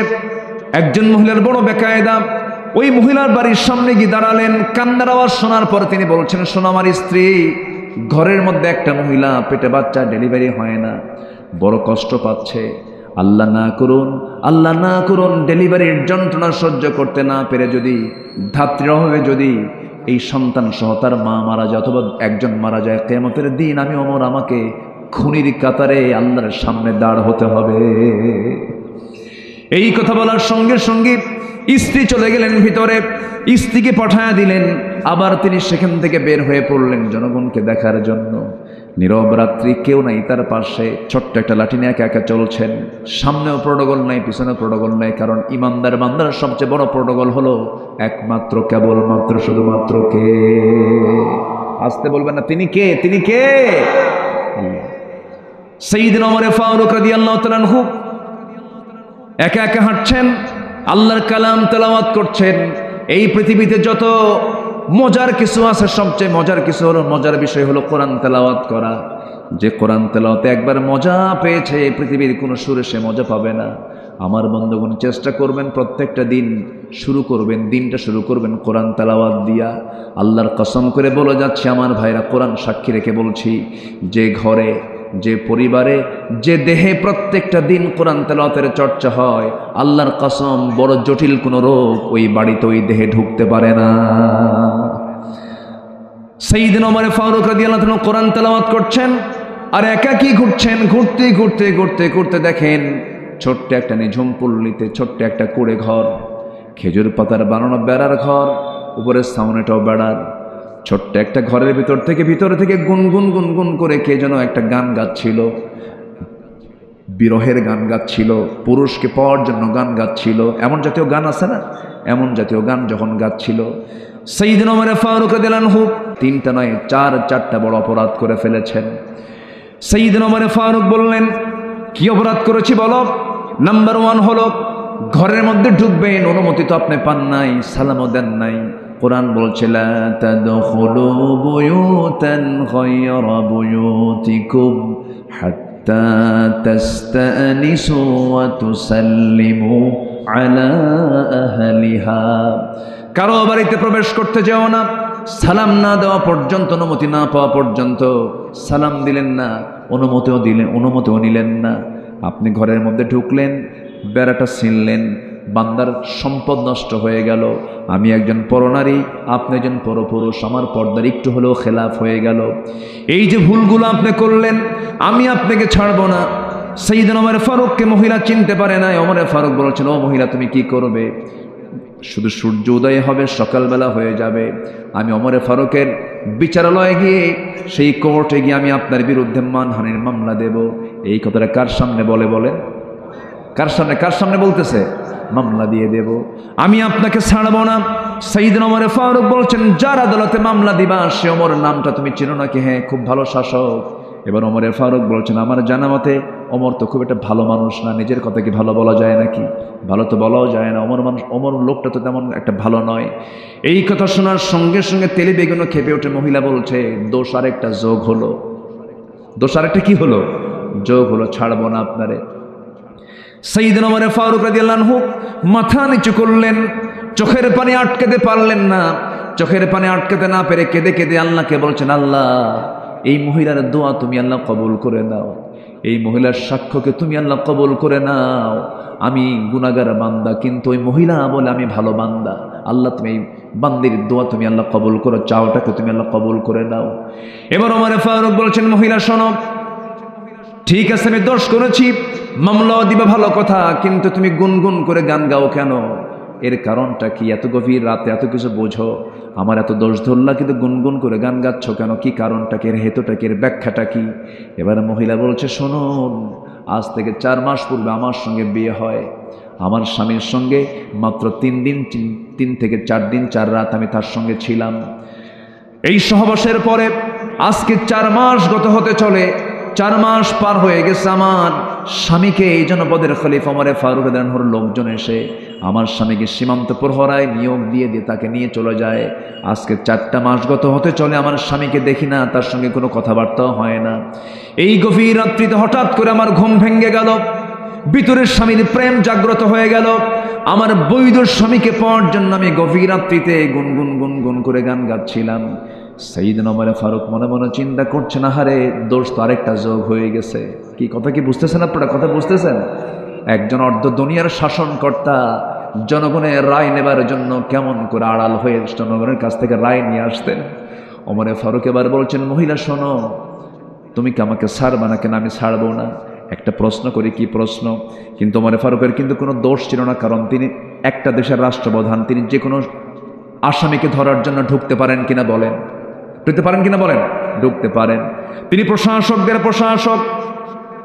সাইয়েদনা ওমর ফারুক রাদিয়াল্লাহু তাআলা আনহু সঙ্গে সঙ্গে বলছেন, ঠিক আছে, কিন্তু তুমি আমার বিরুদ্ধে যে মামলা দেবে, আমি তার আগে তোমাকে একটা প্রস্তাব করব। সেই প্রস্তাবটা হলো, তোমার যে কাঙ্ক্ষিত স্বামী আজকে 4 মাস যাবত তুমি তাকে দেখতে পাচ্ছ না, সেই স্বামীকে যদি আমি তোমাকে কাল সকালে সূর্য উদয়ের আগে যদি তোমার বাড়িতে যদি পৌঁছা দিতে পারি, তুমি কি আমার বিরুদ্ধে কোনো মামলা দিবা নাকি?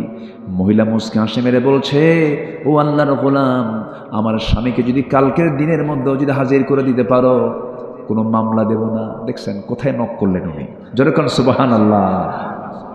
শাসক কাকে বলে? একদম উনি বুঝলেন যে এই রোগীর রোগ কোথায়, রোগীর রোগটা কোথায়, রোগটা ধরে ফেললেন। এবার বললেন, ঠিক আছে তুমি থাকো, আমি চলে যাচ্ছি, তোমার স্বামীর সময় মতো চলে আসবে। নিজের পরিচয় সম্পূর্ণ আত্মগোপন করলেন সাইয়েদনা ওমর ফারুক রাদিয়াল্লাহু তাআলা আনহু। আল্লাহু আকবার বলে চলে গেছে বাড়িতে গিয়ে বউয়ের সঙ্গে দেখা। বউটাকে ডাক দিয়ে বললেন, আমার স্ত্রী, একজন মহিলা, একজন নারী, তার স্বামীকে কতদিন পর্যন্ত না পেলে পরে তার ফিতনায় যাওয়ার সম্ভাবনা আছে, কতদিন পর্যন্ত সে ধৈর্য ধারণ করতে পারে স্বামী ছাড়া? একটু আমাকে বলো তো। স্ত্রী বলছেন, আমার স্বামী, আপনি কত বড় একজন জ্ঞানী মানুষ, আপনি আমাকে প্রশ্ন করছেন না? তুমি নারী মানুষ, তুমি তো নারী, তুমি বলতে পারবে। এবার তার স্ত্রী বলছেন, একজন স্বামীকে ছাড়া একজন নারী 3টা মাস, বড় জোর 3টা মাস, 3টা ঋতুস্রাব পর্যন্ত, অল মুতাল্লাকাতু ইয়াতারাব্বাসনা বিআনফুসিহিন্না 3 কুরু, তালাকপ্রাপ্ত নারীর অপেক্ষা করতে হয় কয় মাস? বলেন কয় মাস? 3 মাস কয়েকটা দিন।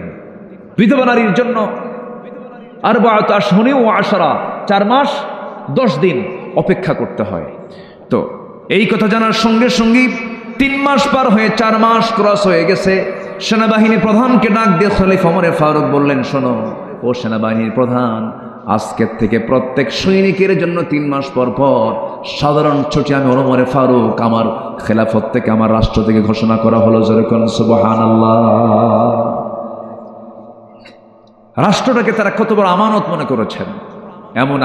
এমন একজন আমানতদার শাসক কি আমরা বাংলার জমিনে দেখতে চাই? সবাইকে দেখতে চান? আল্লাহ কবুল করুন, জোরে বলি আমিন। সম্মানিত ভাইয়েরা, গুণ দরকার হলো 15টা। চলতেছে কয় নাম্বার? বলেন কয় নাম্বার চলতেছে? আরো আছে কত? 13টা। নুরু, ওয়াজ কি শেষ না শুরু? বহু কথা এখনো পড়ে আছে। আল্লাহ কবুল করুন, জোরে বলি আমিন। খুব ভালো মানুষ আপনারা, কি সুন্দর, কেউ নড়ছেন না, বসে আছেন, কোরআনগুলো শুনছেন। আল্লাহ আমল করার তৌফিক দান করুন, জোরে বলি আমিন। নাম্বার 3 হলো ধৈর্যশীলতা। আমি কি শেষ করে দেব নাকি চালাবো? আপনি যা বলবেন তাই হবে। ওনারা চিনেন? বড় ভাই, মাশাআল্লাহ, আলহামদুলিল্লাহ। জি, নাম্বার 3 হচ্ছে ধৈর্যশীলতা। নাম্বার 3 কি বলেন তো? ধৈর্যশীলতা, সবর। বলুন তো, এখানে যে বসে আছেন, ধৈর্যের দরকার নাই? আজ থেকে ধৈর্যের দরকার আছে না নাই? একজন লোক আপনাকে গালি দিল, জবাব আপনি দিতে নিয়ে থেমে গেলেন, কি দরকার বলেন? কি দরকার বলেন? ধৈর্য। ধৈর্য হলো যোগ্যতা, রাগ কোনো যোগ্যতা নয়। একটা জঙ্গল এমনি হয়, কোনো যত্ন লাগে না। জঙ্গল কি যত্ন করতে হয়? এমনি হয়। বাগান, বাগান কি করতে হয়? যত্ন করতে হয়, সাজাতে হয়, সেখানে পরিশ্রম করতে হয়, টাকা খরচ করতে হয়, এরপর বাগান গড়ে ওঠে। রাগ হলো জঙ্গল, ধৈর্য হলো বাগান। ধৈর্যের ফলাফল অনেক সুন্দর, অনেক সুদূর পর্যন্ত চলে যায়। ধৈর্যহীন হওয়া যাবে না বন্ধুগণ। সংসার জীবন গড়তে হলে ধৈর্যটা আগে থাকতে হবে। ধৈর্য ছাড়া সংসারও টিকবে না। কয়েকদিন আগে আমাকে এক মহিলা ফোন দিয়ে বলে, হুজুর, আমার স্বামী সকালেও তালাক দেয়, সন্ধ্যাও তালাক দেয়, আমি কি আসি না নাই? কি শুনতেছেন আপনারা? শুনছেন? মানে মহিলা বলতেছে, আমার স্বামী রুটিন ওয়ার্কের মতো সকালেও তালাক দেয়, বিকেলেও তালাক দেয়, আমি কি আসি না নাই? বলেন, তালাক দিয়া শেষে আবার আমাদের কাছে এসে বলে, হুজুর কাম তো সারছি, 2টা মেয়ে আছে, ভুলটুল হয়ে গেছে হুজুর, রাগের মাথায় তালাক দিছি। হুজুর বউটাকে ফেরত নিয়ে আসা যাবে না? মার্ডার করে কয় ফেরত নিয়ে আসা যাবে না। এরকম বহু স্বামী স্ত্রীর পরিচয় বহন করে তারা সংসার করছে, কিন্তু রীতিমতো জেনা হচ্ছে। এমন সংসার আছে না নাই? প্রত্যেক গ্রামে 2-1টা করে খুঁজে পাবেন, এগুলো আছে। এই আছে না? আসতে বলবেন না, আছে না নাই? সবাই জানে যে তালাক দিছে, এরপরে সংসার করছে, জানে। এগুলো সব হচ্ছে রাগের ফলাফল। এত রাগ কেন? মুখে তো তালাক শব্দ আসে কেন? মায়েরা কি মাহফিল আছে নাকি? মায়েরা কি মাহফিল আসছে? বলি আলহামদুলিল্লাহ। জি, তালাক শব্দ পুরুষের মুখে থাকবে কেন? এটা আইনের ভাষা। আপনি কেন মুখ দিয়ে বলবেন? আপনাকে অনেক কাজ আছে, দরবার আছে, সালিশ আছে, বৈঠক আছে, মুরব্বীদের নিয়ে কথাবার্তা আছে, 3 তুহুরে 3 তালাক আছে, তালাকের পদ্ধতি আছে, তালাক নামে একটা সূরাই আছে। কিছুই না জেনে না বুঝে নিজের মুখে আইন তৈরি করে আপনি তালাক মেরে দিলেন। এই জাতীয় বদভ্যাস যারা আনবে, এই জাতীয় মানে জুলুম যারা করবে, উচিত হচ্ছে তাদেরকে ওই যে বাঁশ গাছ আছে না, বাঁশের যে ডালগুলো আছে, ওগুলো কি কঞ্চি, বাঁশের যে কঞ্চিগুলো আছে, যে চিকন কঞ্চিগুলো একদম পাকা বাঁশের, ওই কয়েকটা কঞ্চি এক জায়গায় করে পিছন দিকে মারা দরকার। বেকুবগুলো আকাম কুকাম কুইরা পরে কান্দে, পরে আর কোনো থা পায় না। আল্লাহ তাআলা এই ধৈর্যহীনতা থেকে আল্লাহ পাক এই জাতিকে হেফাজত করুন, জোরে বলি আমিন। আরো জোরে আল্লাহুম্মা আমিন। এগুলো করা যাবে না। ধৈর্য আনবেন, সব হবে। দোকানে কাপড় বিক্রি করতে নিছেন, গেঞ্জি বেচবেন, গেঞ্জি বিক্রেতা গেঞ্জি কিনতে আসছে, 1 গেঞ্জি দেখে না 10 গেঞ্জি দেখে? 10টা আগে দেখবে, এরপর গেঞ্জি একটা দেখে সে নেবে অথবা নেবে না। হয়তো 10 গেঞ্জি দেখার পরে পছন্দ 10টার মধ্যে একটা হয় না, চলে যাচ্ছে। আপনি কি করবেন? এইদিকে আয়, এত দেখলি কেন এখানে বলতে পারবেন? ব্যবসা হবে? ব্যবসা হবে না। সব জায়গায় ধৈর্যের দরকার। এই পৃথিবীতে যত পয়গম্বর ছিলেন, সব পয়গম্বররা ছিলেন হলো ধৈর্যের পিরামিড। আদম আলাইহিস সালাতু ওয়াস সালাম থেকে শুরু করে আমার রাসূল পর্যন্ত সমস্ত পয়গম্বররা ছিলেন সবাই ধৈর্যশীল বান্দা। চরম ধৈর্যের পরিচয় তারা দিয়েছেন। আদম আলাইহিস সালাতু ওয়াস সালাম জান্নাত থেকে দুনিয়াতে নেমে ধৈর্যের পরিচয় দিয়ে শত শত বছর চোখের পানি ফেলে ফেলে যে দোয়াটা করেছেন, কান্না করেছেন, যারা পারেন সঙ্গে পড়ুন, রব্বানা যালামনা ربنا ظلمنا أنفسنا وإن لم تغفر لنا وترحمنا لنكونن من الخاسرين জোরে বলুন আল্লাহু আকবার। এই দোয়াগুলো করলেন, আল্লাহর দরবারে দোয়া মঞ্জুর হয়ে গেছে। আল্লাহ পাক বিপদ থেকে তাকে হেফাজত করলেন, বিপদ থেকে তাকে উদ্ধার করলেন। এরকম করে সমস্ত পয়গম্বর বিপদে পড়েছেন, দোয়া করেছেন। তবে সকল নবী ধৈর্যশীল ছিলেন, তবে একজন নবীর রাগ সবচেয়ে বেশি ছিল। বলুন তো সেই নবীর নামটা কি? কি সুন্দর, সবার মুখস্থ, আলহামদুলিল্লাহ। খুব রাগী মানুষ ছিলেন তিনি। এত রাগ ছিল, তাফসিরে আসে যে তিনি যখন রেগে যেতেন, ক্ষেপে যেতেন, চুলগুলো খাড়া হয়ে টুপি ভেদ করে বের হয়ে যেত। এত রাগ ছিল তার ভিতরে, প্রচন্ড রাগী লোক ছিলেন। টোকা মারলি বারুদের মতো জ্বলতেন তিনি, এত রাগ ছিল তার ভিতরে। তার সামনে এক বেয়াদবি করছে, বারবার বলার পরও ঠিক হয় না, মারছেন থাপ্পড়। এক থাপ্পড় খায়া শীত হয়ে পড়ছে, মরছে। মরে যাওয়ার সঙ্গে সঙ্গে আল্লাহকে বলে, আল্লাহ মাল্লাম ওকে শাসন করার জন্য মরে গেল, মার্ডার কেসের আসামি কিন্তু আমি না, তুমি আল্লাহ নিজে। কি কথা কি বুঝতেছেন? আল্লাহকে ধরে বসলেন। আল্লাহ বলছেন, যা করছো করছো, হয়ে গেছে, এখন তুমি দেশে টিকতে পারবা না। ফেরাউন তোমার বিরুদ্ধে হত্যার হুলিয়া জারি করেছে, দেশ ছাড়ো। দেশ ছাড়লেন, দেশে টিকতেই পারলেন। নবীরা কি দেশে টিকতে পারছেন? নিজেকে নিজের জন্মভূমিতে তারা কি টিকতে পেরেছেন? পারেন না। হিজরত করে চলে গেলেন, যেদিকে চোখ গেল সেদিকে চলে গেলেন। কেউ নাই তার পাশে, কেউ চেনেও না তাকে, এমন একটা এলাকায় চলে গেলেন। প্রচন্ড তৃষ্ণা, কূপের ধারে গেলেন, কূপ থেকে পানি তুললেন। কূপ থেকে পানি তুলে তৃষ্ণা নিবারণ করলেন। হঠাৎ করে দেখতে পারলেন দুজন দূর থেকে দুজন মহিলা হাতে বালতি করে চলে আসতেছে কূপের ধারের দিকে। সাইয়েদনা মূসা বলছেন, এই মহিলাগুলো কি চায়? সামনে গিয়ে বলছেন, বালতি হাতে কি করবা তোমরা? দাঁড়ায় আসো কেন? কূপ থেকে পানি নেব, নিয়ে যাও। পারবো না কেন? ঢাকনা উপরে আছে, ঢাকনা টান দিতে 7-8 জন পুরুষ মানুষ লাগে, আমরা পারবো না।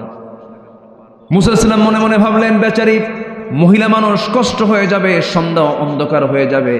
বালতি হাতের মধ্যে নিয়ে ঢাকনার কাছে গেলেন, কূপের ধারে গেলেন, বাম হাতে ধরলেন, এক হাতে ধরে এমন জোরে ফিকা মারলেন, 14 হাত দূরে গিয়ে ছিটকে পড়লো। মহিলা দুইজন মনে মনে চিন্তা করছে, এটা মানুষ না অন্য কিছু। এত বড় শক্তিশালী যুবক এ তো কোনোদিন দেখি নাই। বালতি ভরে পানি তুলে নিয়ে হাতি দিয়ে বলছেন, তাড়াতাড়ি বাড়িতে চলে যাও, সূর্যাস্তের পরে মেয়েদের বাইরে থাকতে নেই, তাড়াতাড়ি চলে যাও। চলে গেছে বাড়িতে। বৃদ্ধ পিতা এবার সন্তানদেরকে ডাক দিয়ে বলছে, আমার কলেজার টুকরা সন্তান, এত তাড়াতাড়ি কেমন করে আসলা? আব্বা, কবিয়ুন আজিজ, শক্তিশালী এক যুবকের সন্তান কূপের ধারে পেয়েছি, খুব শক্তি রাখে, একাই সে আমাদেরকে সহযোগিতা করলো। বুড়া বাপ বলতেছে, আমার বড় মেয়ে, তুমি আগামীকালকে যাবে, আমার সালাম জানায়, ওই যুবককে আমার সালাম জানায় বলবে সে যেন আমার বাড়িতে আসে, আমার সঙ্গে যেন সাক্ষাৎ করে, আমি তার সঙ্গে দেখা করতে চাই। পরের দিন চলে আসছেন। এবার বলছে, আবুনা শাইখুন কবীর, আমাদের বাপ বুড়া মানুষ, আব্বা আপনাকে সালাম জানিয়েছেন, আমাদের বাড়িতে আপনার দাওয়াত, আপনি যাবেন নাকি? মূসা আলাইহিস সালাম মনে মনে চিন্তা করলেন, এই জায়গায় কেউ আমাকে চেনে না, আমিও কাউকে চিনি না, আমি একা একা কেমন করে চলবো? পরিচয় হলে তো ভালোই হয়। এবার বলছেন, আমি কেমন করে যাব? আমি তো বাড়ি চিনি না, আমি তো আপনাদের বাড়ির কোনো সন্ধানও জানি না। মহিলা বলছে, আপনার কোনো টেনশন নাই, আমি সামনে সামনে চলবো, আমাকে ফলো করে আপনি পিছে পিছে আসবেন। মূসা মনে মনে চিন্তা করছেন, আমি এমন তো পুরুষ নই, তুই মহিলা, তোর পিছে পিছে আমি থাকবো। তিনি একটু খেপে গেলেন, রেগে গেলেন, বলছেন, ও মহিলা, তুমি আমাকে কোন পুরুষ মনে করতেছো জানি না, আমি এমন পুরুষ নই যে মহিলার পিছে পিছে আমি দেখে দেখে ফলো করে যাব, তা না। আমি মূসা, আমি একজন পুরুষ মানুষ, আমি সামনে সামনে চলবো, পিছে পিছে আসবে তুমি। আমি শুধু ভুল করব যখন 2টা শব্দ তোমার মুখে থাকবে, ডানে যদি যাই কিন্তু যেতে হবে বামে, তখন বলবা বাম আর ডান, বাম আর ডান, এর বাইরে একটা শব্দ তোর শোনা আমার জায়েজ নাই, খেয়াল রাখবি। আল্লাহু আকবার বলেন। মহিলা মনে মনে কয়, গতকালকে দেখলাম শক্তিশালী, আজকে দেখি চরিত্র ভালো, ছায়া থাকে না, এবং খুব পর্দার ব্যাপারে খুব কঠোর। মনে মনে পছন্দ, মনে মনে কি এটা পছন্দ হয়ে গেছে। যারা চরিত্রবতী নারী তাদের জন্য 2টা গুণ সম্পন্ন পুরুষকে তাদের পছন্দ। কটা গুণ সম্পন্ন? একটা হলো চরিত্রবান, একটা কি বলেন তো? চরিত্রবান, আরেকটা হচ্ছে শক্তিশালী, আরেকটা কি বলেন? দৈহিক শক্তিশালী। সংসার করতে হলে শক্তির প্রয়োজন। এই 2টা গুণ থাকবে যার, একটা নারী তাকে পছন্দ করে। আর এখনকার মেয়েরা কি এগুলো পছন্দ করে? চরিত্র আগে দেখে, জানো এত সুন্দর স্মার্ট ছেলে, 2 হাঁটুর তলাটা ফাটা, 2 হাঁটু কি ফাটা, আর মাথার চুলগুলো ভাল্লুকের মতো, খুব ওভার স্মার্ট, মুখে দাড়ি পছন্দ না। এরকম মহিলা মনে হয় নাই? আসতে বলবেন না, আছে না নাই? মুখে দাড়িওয়ালা ছেলে বাপ নিয়ে আসছে, মেয়েকে আব্বা তোমার রুচি তো নাই, ও তো চাচা, ও কি দাড়ি রাখলেই চাচা হয়ে যায়। মহিলা সামনে সামনে গেলেন, আল্লাহর পয়গম্বর তার পিছে পিছে যাচ্ছেন, কিন্তু নজর পিছে পিছে না গিয়ে তিনি মহিলার সামনে চলে গেলেন, আর পিছে পিছে মহিলা যাচ্ছে। বাস পৌঁছে গেলেন বাড়িতে। বাড়িতে পৌঁছার সঙ্গে সঙ্গেই সালাম দিয়ে ফেলেছেন। মুসা আলাইহিস সালাম বৃদ্ধ লোকটাকে লক্ষ্য করে সালাম দিলেন। সালাম জবাব শেষ হওয়া মাত্রই বৃদ্ধ লোকটার মুখ থেকে বের হলো, হে যুবক, তোমার নাম তো মুসা।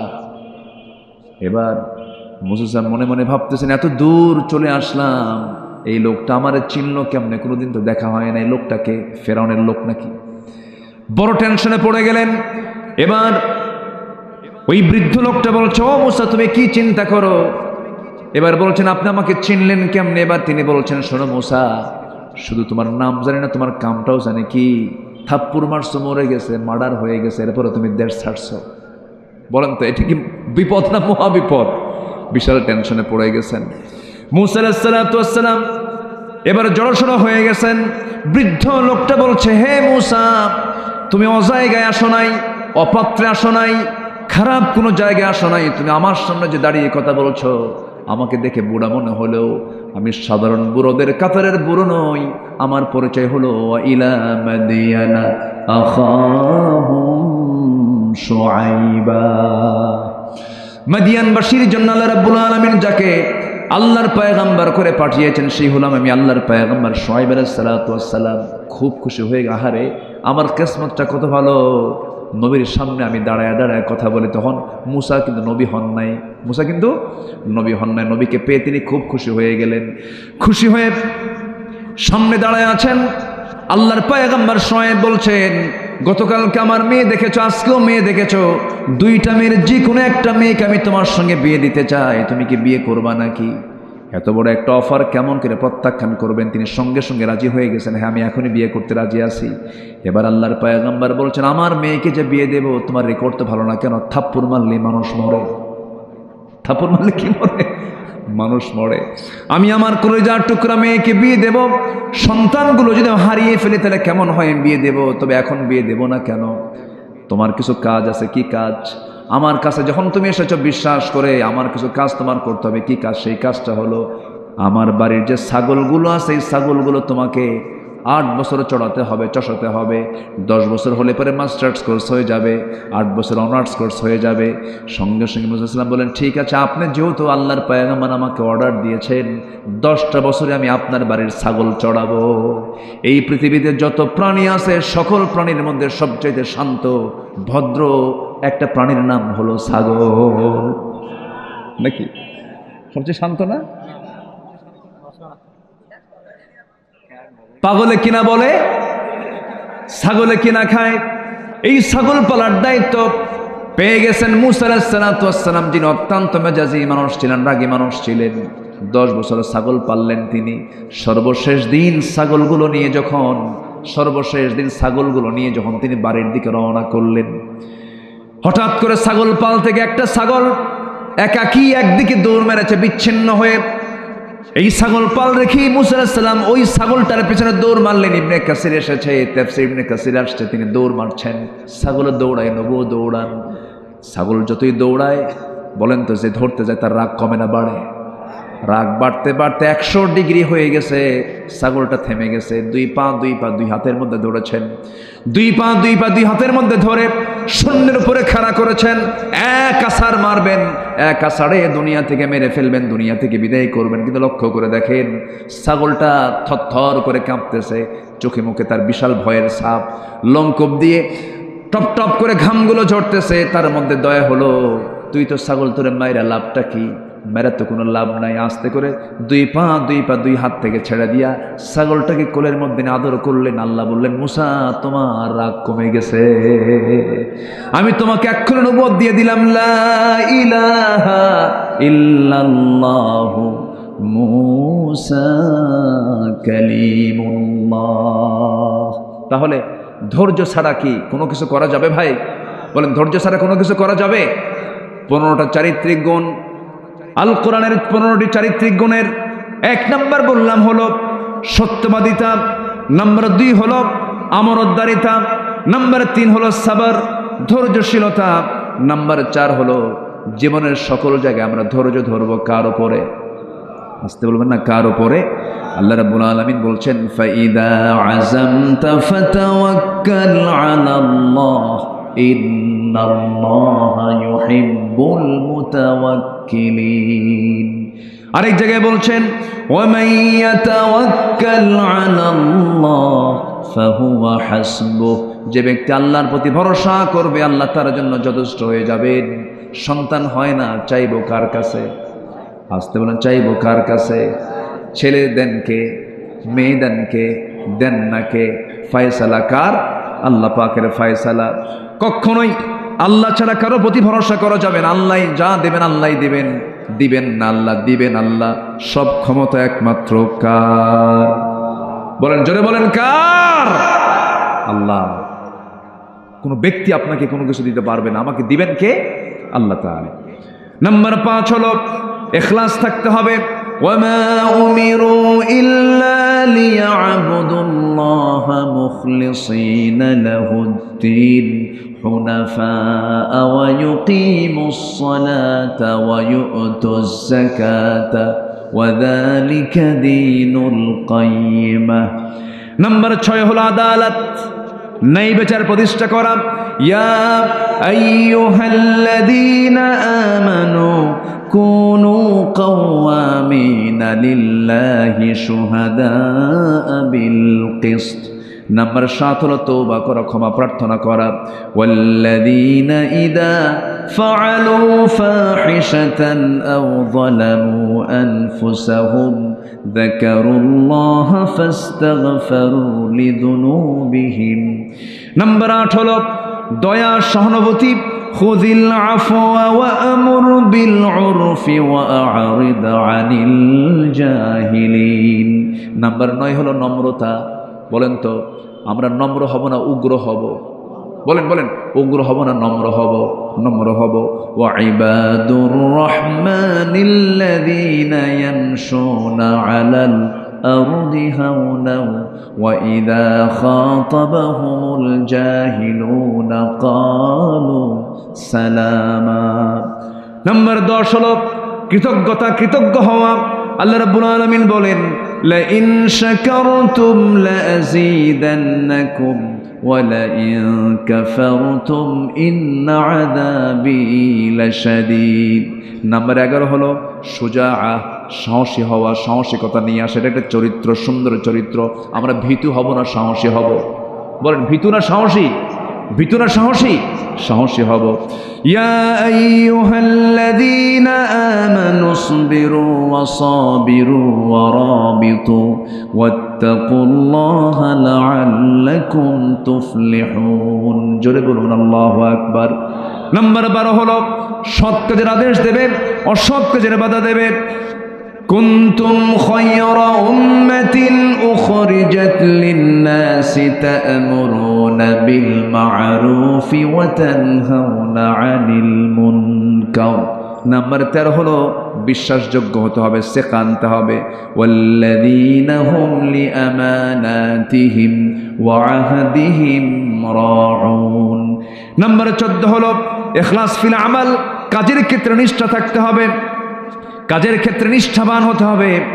নাম্বার সর্বশেষ হলো 15 নম্বর হলো সহনশীল হতে হবে। আল্লাহ তাআলা হালিম, আল্লাহ নিজেও সহনশীল, আমরা সহনশীল হব।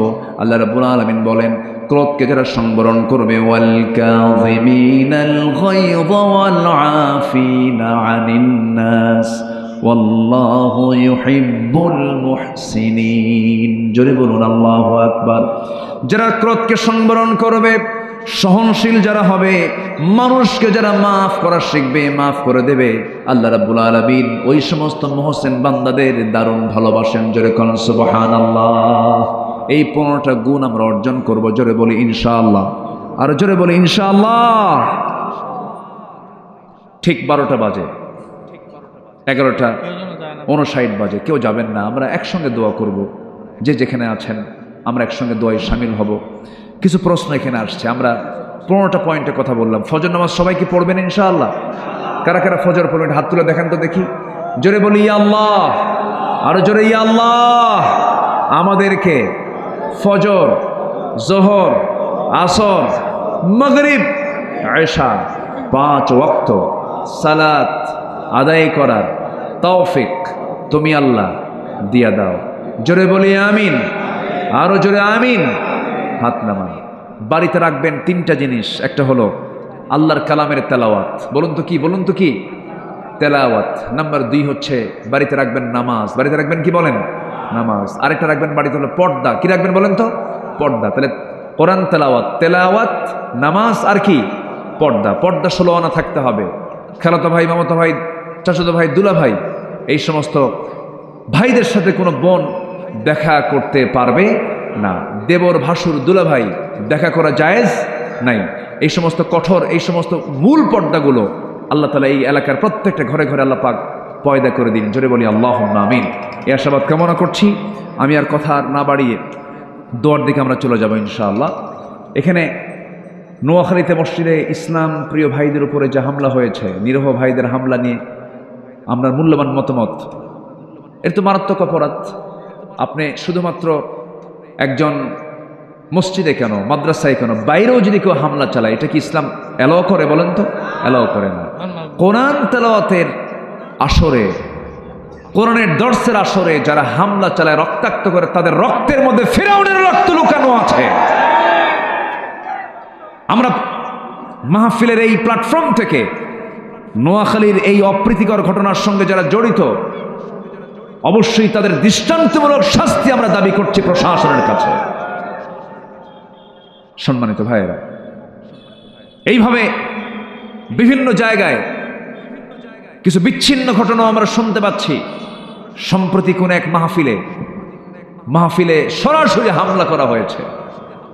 আমার এক স্নেহধন্য, আমার অনুজ সাদিক আজহারির সেই প্রোগ্রামে কোন এক দলের লোকেরা নগ্ন হামলা চালিয়েছে। এই সমস্ত হামলার আমরা তীব্র নিন্দা জানাচ্ছি, এবং তীব্র নিন্দা শুধু নয়, এটার জন্য তদন্ত কমিটি করে চূড়ান্ত শাস্তি আমরা নিশ্চিত চাই।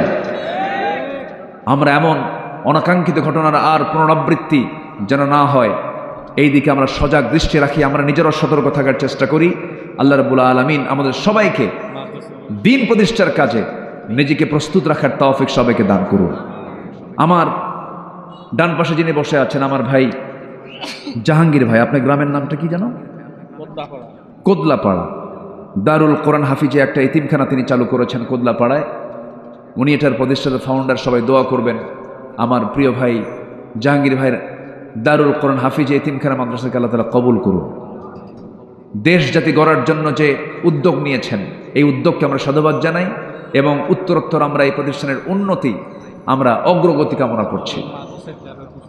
জি, আগামী 13ই ডিসেম্বর একটা মাহফিল সেখানে উনি নিয়েছেন, সেখানে আমির হামজা উনি সেখানে থাকবেন। সবাই সেখানে 13ই ডিসেম্বর তো বহুদূর, আপনাদের আগাম দাওয়াত দিলাম। জি, ইনশাআল্লাহ আসুন, আমরা যতটুকু হয়েছে আমরা বলে ফেলি আলহামদুলিল্লাহ। সবাই নামাজের মতো করে বসি, আমরা আল্লাহর কাছে একটু চাবো, আল্লাহ যেন আমাদের গুনাহগুলোকে মাফ করে দেন। আল্লাহুম্মা আমিন। রব্বানা যালামনা আনফুসানা ওয়া ইল্লাম তাগফির লানা ওয়া তারহামনা লানাকুনান্না মিনাল খাসিরিন।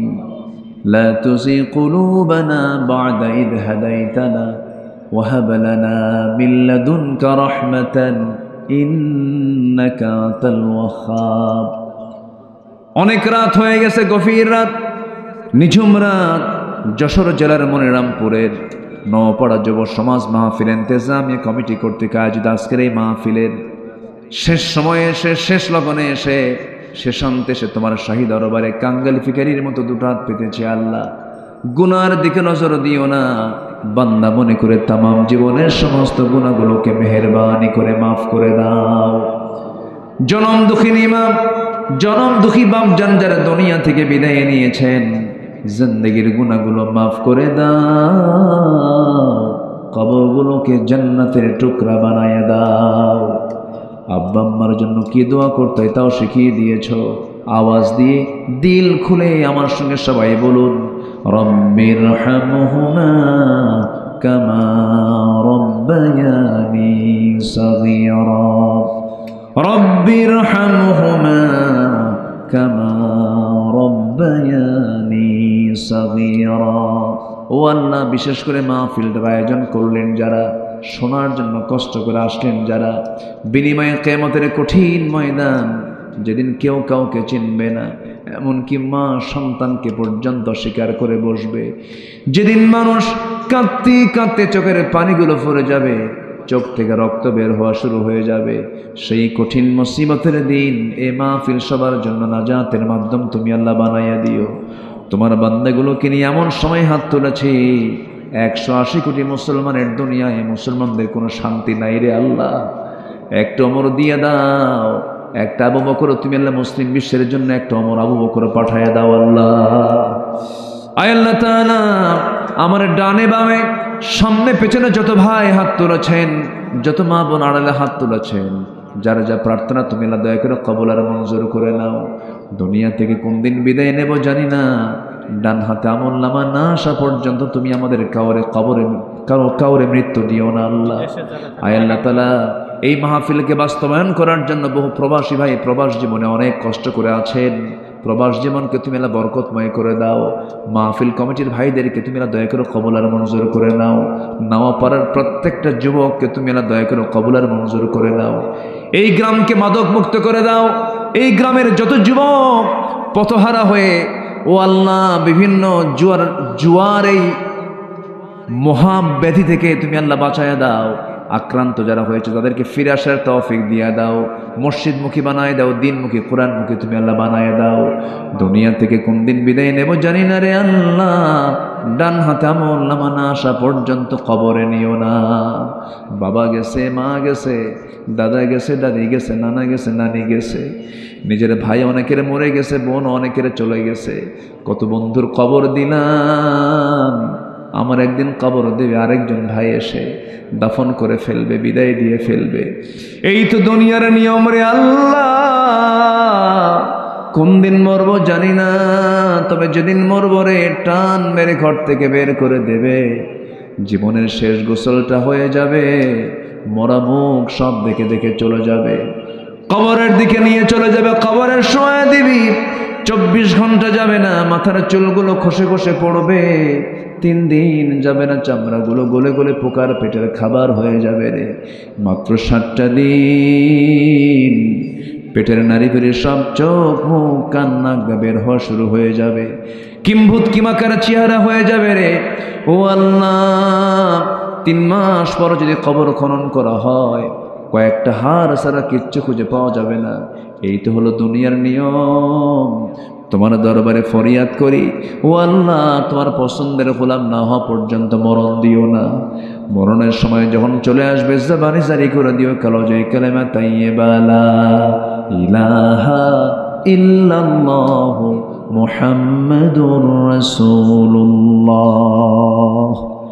আসসালামু আলাইকুম ওয়া রাহমাতুল্লাহি ওয়া বারাকাতুহু।